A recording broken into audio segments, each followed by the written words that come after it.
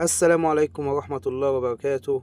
إن الله وملائكته يصلون على النبي يا أيها الذين آمنوا صلوا عليه وسلموا تسليما.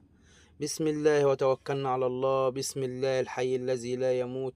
اللهم ارحم لأبي وأغفر له وأدخله فسيح جناتك، وارحم أمواتنا وأموات المسلمين أجمعين يا رب العالمين.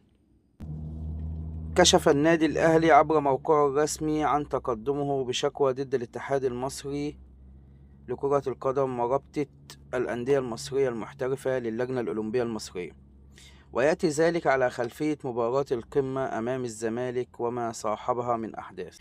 وكان قد رفض النادي الأهلي خوض مباراة القمة أمام الزمالك التي كان من المقرر لها أن تقام الثلاثاء الماضي لحساب منافسات الأسبوع الأول من مباريات الدوري الثاني، بعد أن طالب بتعيين طاقم حكام أجانب لإدارة. وأكد النادي الأهلي خلال شكواه أن ما تم من إجراءات بخصوص تعيين طاقم حكام مصري لإدارة مباراة القمة أمام الزمالك من جانب اتحاد الكرة ورابطة الأندية كان مخالفا للوائح.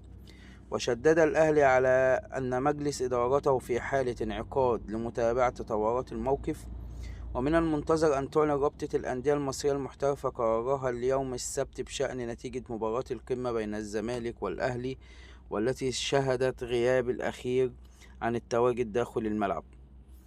ونشر الأهلي عبر موقعه الرسمي الآتي: قرار مجلس إدارة النادي في اجتماعها اليوم التقدم بشكوى إلى اللجنة الأولمبية المصرية تجاه كل من الاتحاد المصري لكرة القدم ورابطة الأندية المحترفة.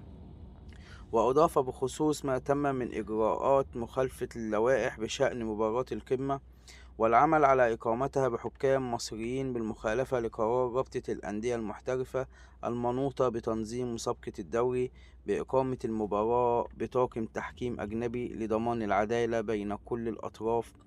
الاجتماع لا يزال مستمرا. أهم حاجة تصلي على النبي، صلي على الحبيب قلبك يطيب صلى الله عليه وسلم.